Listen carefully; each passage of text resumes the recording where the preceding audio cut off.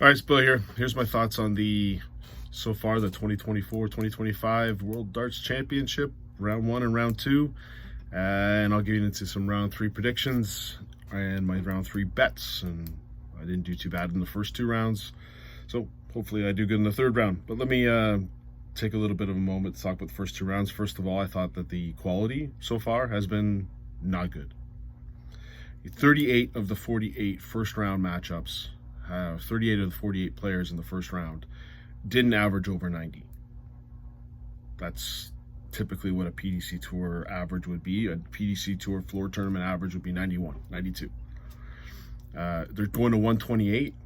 I don't see how that gets better, how the quality gets better. Sure, there were some great stories. I love the Sweeting story. I love the Carlison story. Carlison should have beaten Neiman, to be honest with you. I thought Sweeting had a chance to beat DeGraff, and I'm sure Gary Anderson would have enjoyed that. I don't. For a North American perspective, Gates, Bunce, Campbell. Gates and Campbell made the second round. Bunce didn't make the first round, but it just wasn't good quality darts. I'm sorry. A couple great games though. Obviously why I enjoyed the Carlison Neiman. I liked the Williams Springer. DeGraff against Sweeting was a good one, and the Ritz Gerbach. Anyways, Reeds. It was good average, 107.98 average, and then you had the Littler nuts in the second round, 140.1 set. But overall, Miko could have been up two sets to zero in that one. Sherrick Miko was what I expected it to be, kind of a drag. Michael Smith out in the second round. Rob Cross out in the second round. 14 of the 32 seeds gone. The seeds that you thought might be gone, like O'Wright, is through, and seeds that you thought there's nowhere they would go. But the next round, Gary Anderson is gone. The person who should be the happiest person after the first two rounds is named MVG. He doesn't have to. Dolan is a potential banana skin, but then he's playing either DeGraff or Nebrida, and most likely like a Dimitri Vandenberg in the quarterfinals. Like, he's basically just dialed. If he doesn't get to the semis, that's craziness. The semis are there for him. Now, I think in the semis he'll end up playing a player that's not so bad. But certainly MVG's got to be the happiest person in show business with all the people that left in his bracket in the first round. You got some Premier League potential Premier League players that did themselves no justice. De Decker, Ross Smith, Gary Anderson, Ed House, Cross. Although I think Cross will still get in. I think some people have to make pretty big runs to get him out of the top four. But if he's not in the top four, there's got to have to be a thought process and a decision, because this game was absolutely atrocious against Williams. James Wade, who we know every tournament gets better when James Wade and Kim Huybrechts are gone. And then Dave Chisnell. Again, I don't think he was going to be considered unless he made the top four, but he didn't make the top four. So, again, it was second round, some great games. I thought they had a Scott game was pretty good. I like the Littler Miko, obviously, in that last set was insane. Ryan Searle had a great outing against Matt Campbell, though Matt Campbell missed more doubles than I would on my normal game against a Dartbot. A lot of that happened. Gary Anderson was bad on doubles. A lot of seeds just bad on doubles. Schindler was another one. It was pretty poor. I like the Gurney Hempel game. I think Gurney might have a run. We'll talk about that in just a sec. And then obviously the Evans Chisnell game that goes down. I'm not going to include the Mansell Clayton game because that took 7 hours. The other thing you learned in the first round, if you were to get an event, Alexis Toyo against Mickey Mansell game might. I think there'd be a lot of things I'd rather do than watch an Alexis Toyo Mickey Mansell game. Although for the Asian players, they did play pretty decently, and some of them are still hanging around. So pretty good. All right, let's talk about one other thing in the first round. You got all these people that think they're better than they are. Okay. Let's talk about Joe Cullen. So if you've known me and a darts fan, I've been watching darts. It was crazy. Happened to NHL strike time, so whenever that flat last one was, 2014-15, these games started to show up on TSN and Sportsnet, Premier League, and then I figured out that those games were like 5 months after when they actually got played, and they would show the World Darts Championship, and then I started to get into it. I saw this PDC channel, I started to watch it, so I've probably been watching darts since probably 2017 with a membership. Let me explain something to you. I've seen a lot of dart players. I've seen a lot of players, like, there's players I don't like watching, right? So I don't like watching them because there's either one of two reasons why I don't like watching you. First of all, you act like you're this big tough guy and growl and roar on stage, and meanwhile, if you ever got into a fight outside, you would get killed. So like a Price can roar all he wants. No one's going to do anything to Price. But a Kim Huybrecht's roaring, that's like, whatever. Even a Dimitri Vandenberg, sometimes I used to like watching him play, but he like cheers on like a 99 sometimes. I mean, what are you doing? Or he'll one triple and he'll start going like, I don't get it. But, and then you got the players that look like they want to be anywhere but on stage. James Wade, Callan Ritz, those players. Now, Callan Ritz, when he played his first 2 games, he's winning. But if he loses, he's one of the worst ones to watch. He's got an A game, he's got a D game. There ain't nothing in between. If he brings his D game, he is a really tough watch. If he brings his A game, he's a great watch. You want one of the best games you can watch? Callan Ritz against Peter Wright a couple years ago. You want some of the worst games? Watch Ritz on the European tour. I forget who he was playing. It might have been Miko. I'm not sure. It was a bad game. And it's tough to watch because the guy sits there like he's going to melt down on stage. Okay. But Joe Cullen's a special kind. I've disliked Joe Cullen for a long time. And there's a reason why I dislike Joe Cullen. He's one of the most overrated players. He hasn't won anything, but he acts like he did. So he acts like he's this top 10 dart player. He's not a top 10 dart player. Okay? Here's what Joe Cullen's won in 15 years of throwing darts. Now, I'll be honest with you, I didn't watch his first 6 years of throwing darts. In the World Championship, Joe Cullen has never made it past the last 16. It's a fact. Just look it up. Never been past the last 16. Oh, but he nearly beat Humphreys. Yeah, he didn't. He didn't win anything. See, he keeps talking about how he nearly did. He didn't. He didn't win nothing. Okay? He's won 2 what you would consider, or say he's won 1 what you would consider major, but it's a non-ranked major. It's an invite, top 24. It's an invite tournament. He won that. I think someone referred to it as a Mickey Mouse tournament. Okay, he won that. It's at the beginning. It's the end of January. No one even cares. There's a hangover from the World Championship, and he wins that event. I don't see Stephen Bunting and Chris Dolby walking around saying how great they won that tournament. But Joe Cullen seems to think that's the best thing. And then he wired double 16 to win the Premier League. Again, the Premier League it's non-ranked tournament. There's only 8. Well, was there 8?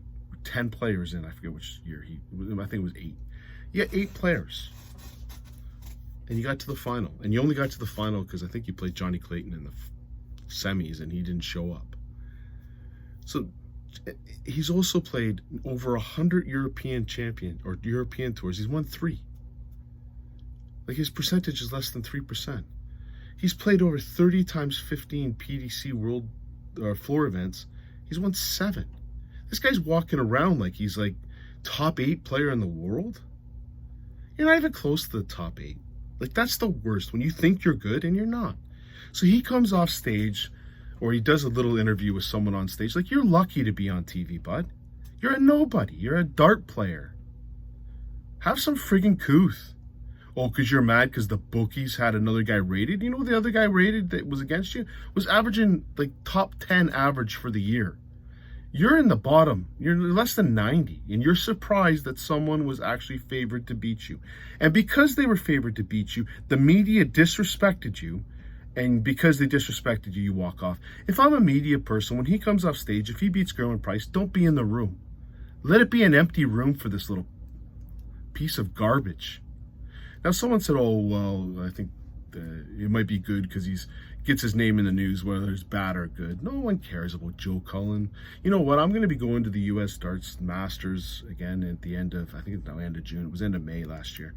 Me and my daughter are going down. If Joe Cullen is one of the 8 players invited, I will turn down the fact that the meet and greets, because I'm afraid of what I'd say to this guy. I don't want to meet this guy. I don't want to watch him play. He disrespected. You're a dart player, bud. Now, if, like a player that's very close to you is like a Danny Noppert. Okay, so Danny Noppert's he's better than you because he's won a ranked major. Andrew Gilding's won a ranked major. How many of you won, Joe, in your 15 years on tour? 0. Same as I've won. But you're disrespected. Danny Noppert's also won 5 floor tournaments in half the time that you've been on, so he's ahead of you. Now, he didn't get to play in the Premier League yet because he wasn't invited, but do I hear Danny Noppert walking around saying how disrespected he is? Like, he may have a case of being disrespected. You have no case. You have won nothing. Not a ranked television tournament in 15 years, and yet you fly around like you should be in the Premier League top 8 players. You're not in the top 8. What are you ranked right now, bud? You're ranked, what, 24th? That's probably where you should be. Yeah, you should be 24th. You're 24th. You're probably lucky to be there. If I were to take so let's take your I think they've got it. Year-to-date rankings for Joe Cullen. 33rd. 33rd. 33rd. That's great. You know where Noppert is? Noppert's at 11. I didn't see Noppert complaining about how he was disrespected because Ryan Joyce might have been a little bit favored over him. Anyways, Joe Cullen, what you did was, I don't even, you don't care about me, I don't care about you, but as a darts fan, how do you enjoy Joe Cullen?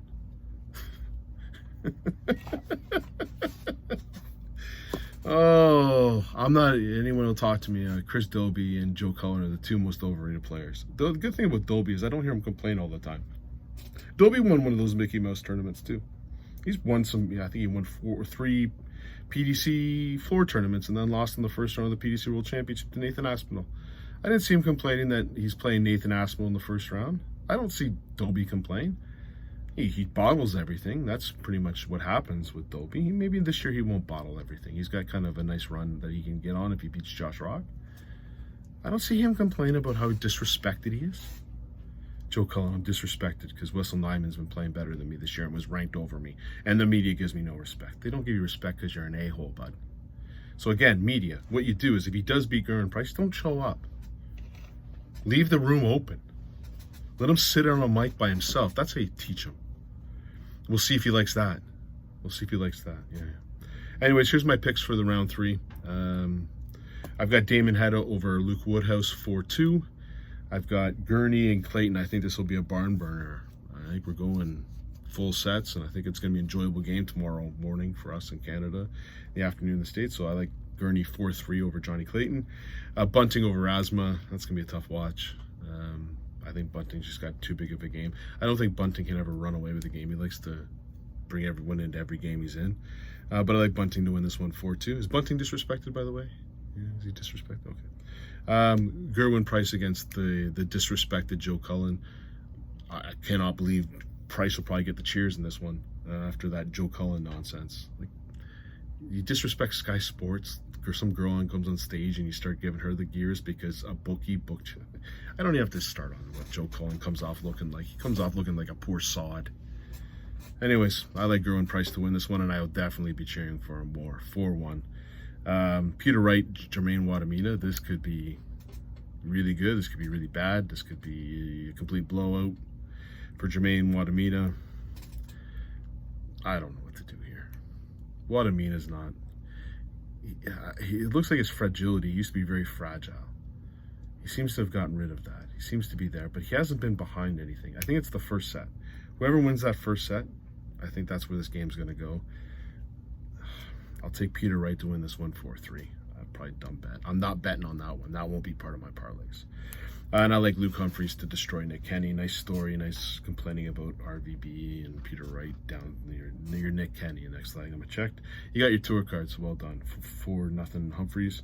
Ryan Searle to beat Ryan Joyce 4-2. That's going to be a barn burner too. That's a good friggin' matchup. Nathan Aspinall Scott Williams, Pietrasco could be a good one. Could be a little bit of needle in that one. I think Williams will do his best to get under Pietrasco's skin. Pietrasco does have he's shown that he can get under, or someone can get under his skin. But I like Williams to win this one 4-2. And then Nathan Aspinall, Andrew Gilding. Probably better places you could be to watch this game. I'll give Gilding a set. I'll say he'll win the first set, and then Aspinall wins the next 4. 4-1 Aspinall over Gilding. And then we've got, what I think will be a good game, Josh Rock against Chris Dobie. I like Josh Rock this could go, again, two players that get on stage and they don't deliver. Dolby could rock this one 4-0. I don't ever see, or Dolby could walk away with it 4-0. Josh Rock, just, I don't know, it's got to be something. He's still a young kid. He's learned he can play good on the stage. Dolby just seems to get trouble getting over the finish line, but not usually in this round. I'm going to take Josh Rock to win this one 4-3. I'm not betting on it for sure. And then you got Luke Littler, Ian White. Dial it up, 4-1. I'll give one set to Ian White. Then you got the Sunday afternoon session. Ooh, or sorry, Monday afternoon. Is it Monday afternoon? Yeah. No, Sunday. Anyways, it's Jeffrey DeGraff against Pablo Nebreda. I think this would be an underrated good game, actually, but in terms of closeness. But I like Jeffrey DeGraff to win this one. I'll take it 4-1. Rutowski against Deutz. The Polish Eagle, the Polish Assassin. The guy's got... seems nothing affects him on stage. He dealt with Toyo's speed fantastically. Didn't affect him at all. I don't think anything affects this guy. Like, I really don't. Deutz can be good and he can be bad. He can be good and bad in the same game. He can be good and bad in the same set. I like Rutowski. He's going to come in. He's going to average the same. He's going to be 93, 94 average, 40% on his doubles. I think that consistency will help him in this game. He'll win this one 4-2. And Dimitri Vandenberg against Callan Ritz. Now, this could be a barn burner. This could be not a barn burner. This could be a lot of action on stage. Now, Dimitri Vandenberg in his first game didn't put in his little act of slowing things down. He will in this game. He will annoy the hell out of Callan Ritz. He's going to play the game. And when he plays the game, I think he wins. So Dimitri Vandenberg to win this one 4-2. And then you got Ricky Evans, Robert Owen. Poor Robert Owen. He wins 2 games, thinks he's got his tour card. 97% chance of a tour card. I think he's going to know going into that game he doesn't have a tour card. If Jeffrey DeGraff beats Paulo Nebreda, then he's fighting for his tour card again. He has to win this game to keep his tour card. That's crazy. I do think Jeffrey DeGraff's going to beat Paulo Nebreda, so there's going to be a lot of pressure on Owens. Ricky Evans has showed that he's not a bad player on this stage. He beat Aspinall, he's beat Chisnell. I just think he'll have a little bit too much. For Owen to win this game, he's got to get out in front first. I think it'll be a good game, but I like Ricky Evans to win this one 4-3. In terms of my 14 parlays, I've got 2. The first one I've got is Gerwin Price over Joe Cullen, Nathan Aspinall over Gilding, Ricky Evans over Owens.